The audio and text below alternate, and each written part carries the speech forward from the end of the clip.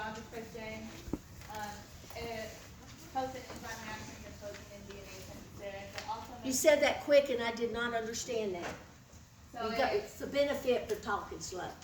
it helps with enzyme reactions, protein and DNA synthesis. It helps maintain normal muscle and nerve functions. So the increased signs and symptoms would be muscle weakness, low respiration rate, hypotension, bradycardia, hyporeflexia, cardiac arrhythmias, and lethargy. And then decreased signs and symptoms are tremors, insomnia, seizures, personality changes, increased respirations and heart rate, and tetany. So you see how they're exactly here, they have a little bit different job description, but they're gonna have the same signs and symptoms. Now that doesn't mean that if mag's up, calcium's gonna be up. If they have the same signs and symptoms.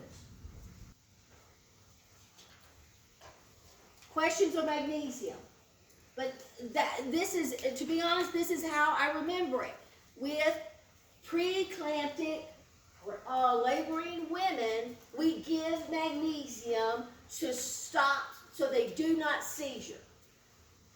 When we do that, we have to watch the respirations because you have muscle weakness.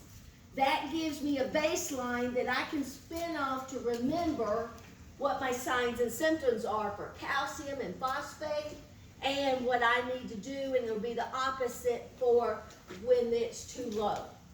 Also, with calcium, when it's low, we do the Trotsky's and the Trousseau's, and we're looking for that technique.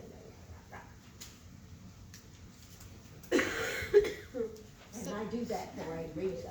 Can you have positive tests for magnesium? Do what? Can you have a positive Yes. Trousseau's Mhm. and okay. Yes, because see, low, you have the tremors and stuff. So they would both be positive Yeah. for hypo. But typically, you're gonna go with the calcium, but you're gonna check them all. And then you said that magnesium was related to It's an inverse, magnesium has an inverse relationship with potassium. And that is explained in the readings of your Gould. But that inverse relationship is when potassium's high, magnesium's gonna be low. Just like magnesium and calcium with phosphate. If magnesium and calcium are high, then your phosphate will be low. If your phosphates are high, so in renal failure, phosphates are going to be high because the kidneys are responsible for getting rid of the phosphates. If the kidneys are broke, the phosphates are going to build up in the body. Well, they marry to calcium.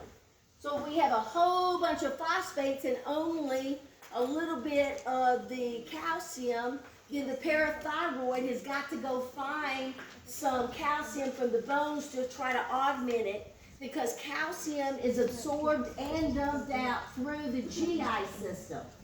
So if we bind the extra phosphate to calcium, it'll dump out through the GI system. That's why when we have renal failure patients with this problem, with every meal we will give them Tums.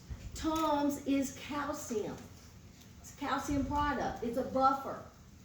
Now typically we give that buffer for acid in the stomach, when you've got a bad indigestion, but we're giving it for the renal patient to bind with the phosphate, so we'll dump it out through the GI tract because the renal tract is broke. I had one student, I was doing drug reports on what is down, I think it's 3 north, I don't know. Anyway, it used to be 3 east over here, was the renal flora. This was student says, and I'm asking them to give me the drug reports, you know. It says, I says, well, why are we giving 3 Tums with every meal? I says, you know, this person says, you know, that's a good question. I didn't know what that was either.